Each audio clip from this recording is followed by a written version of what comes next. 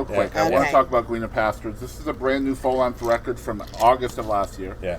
And legendary producer Shel Talmy. Oh my God! Golly, what a score! Talmy, yeah. Yeah, he recorded the project. So tell me, what did Shel add to the mix that you guys didn't already bring? Everything. So Willie and I made a real quick deal, like immediately when Shel Talmy signed on to our project, and it wasn't Shel Talmy signing on to our project. It was us signing on to a Shel Talmy project, because that's how it worked. Some random ass way, when our second album Stone Sessions came out, Shel Talmy heard it riding around with his buddy Harry in LA. Our buddy Harry was playing it the day it was released. And Shel's blind. Shel goes, "Who is this? Okay. Who is this?" And Harry said, "That's the Waymores." And he goes, "Do you think they'd ever be interested in recording an album with me?" And Harry goes, "Well, they're not idiots." Right? So I feel like, yes. That Shel, all of his rock and roll, that guy's, rock and roll royalty. That guy changed the way rock and roll's recorded. Mm-hmm. He always loved country music, but he had never recorded a country record. He recorded Jerry Lee Lewis one time, but he still considers that a rock and roll record. Rock and roll. Yeah. So when we it was like crazy. I said, somebody came to us and said, Harry actually came to us and said, Shel Talmy wants to record with y'all. He wants to do this. And I said, okay, cool. Send him my email address. Like, honestly, everybody when you're in this industry, everybody's got, my daddy's a producer and my mama's a producer and blah, blah, everybody comes to you with something that they can give. So Harry came, and Harry's a dear friend. So he said, Shel wants to record with y'all. And I said, okay, whatever. Give him my number. Next thing I know, we got a call on my cell phone that says, maybe Shel Talmy. You know how they do that. You know how AT&T runs that shit. And I said, hello? And he goes, hey, this is Shel Talmy. And I was like, oh my God. I just puked immediately right in the floor. I didn't. So, man, I was just very excited. He had, we went out originally, so they're filming this documentary about Shel.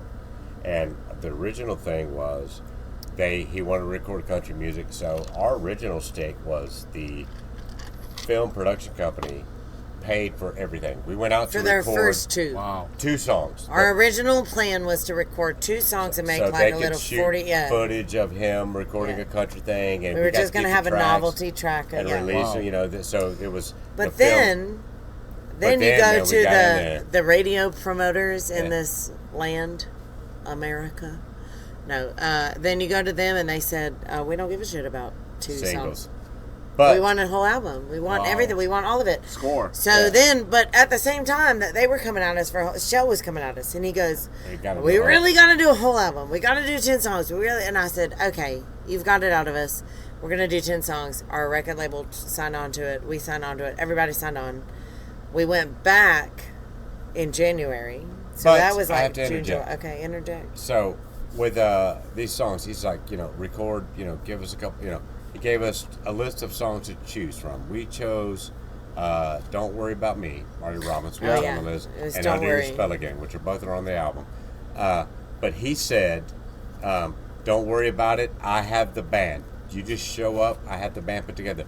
He didn't tell us that goddamn is Dave Pearlman, who played for Hoyt Axton, and fucking Merle Haggard, that it was Phil Piano, who played for John Prine.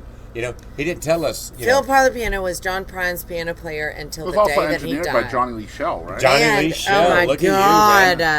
Johnny Lee Shell. Who played all the guitars on Car Wheels on a Gravel Road. Can I tell you that Willie entered those sessions one man and left another man? Yeah. When we left that session, he looked at me and he goes, I want to be Johnny Lee Shell. I want to be Johnny Lee Shell. So, and Johnny Lee Shell gave him a Stetson. That was specifically custom made for his head. We were looking in the studio, and Willie found that Stetson. He goes, man, what kind of Stetson is this? I really want to have. I want to get one. And Johnny goes, you can't. That was specially made for me.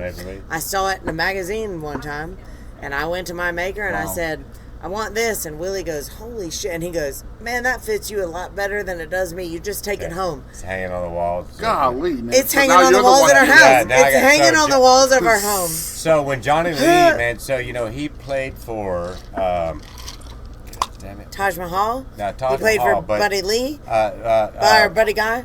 Buddy Guy. But his, Melissa Etheridge. It wasn't Melissa Etheridge. No, it was Bonnie Raitt. Bonnie Raitt. Yeah. Sorry, forgive me. Because So our bass player still plays for Bonnie Raitt. Still plays for Bonnie Raitt.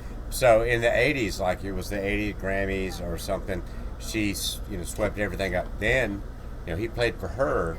She fired everybody except for the bass player who played on a record too. And he was like, man, so he went into like Hollywood horse wrangling for a while. So he was crazy. like a Hollywood horse guy, for all the. So in the studio, in Johnny Lee's Shell studio, which is where Shell Talmy records, they live right across the street from each other. Okay. So wow. Shell Talmy records in Johnny Lee's studio. Man, there's all this cowboy stuff. And so there's a TV playing all the time, old black and white westerns. The whole time we're recording this album, it's just like Wanted Dead or Alive playing. It's all this fucking black and white. entire I'm time gonna keep it real. When I saw this on your website, I was like, "What? They got Shell. They got Johnny Lee Shell, and like these are rockers. These are like, man, they're incredible guys." And we came into the studio. We didn't know. He just said, "I have the band put together. It's a modern day wrecking crew. You don't worry about it. You just show up." Wow. So here's one of the things that was weird about recording with Shell is that we would do like recordings of these songs. And, oh my God.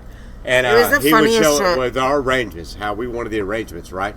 And then we would show up and send them to Shell, and he would send notes back. We're going to cut this chorus. We're going to no solo. There were no solo, long drawn out solo arrangements, and we kept thinking, man, I don't like how this is going. But we got there, man. Everything he did was brilliant.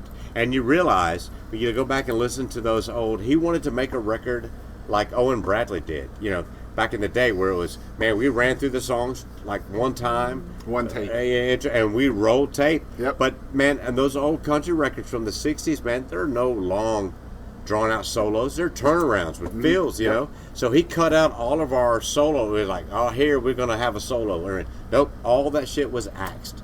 It was these weird turnarounds at the top. And, the verse, and then no solo area. It would be a turnaround for this or whatever. And when he would tell us these arrangements, we were like, this makes no sense, man. I don't dig this at all. Especially but for it was like, we're going to do what Shell tells us crazy. to do. And once we heard it, we realized it's like, this is brilliant. Yeah. That's why Shell Talmy.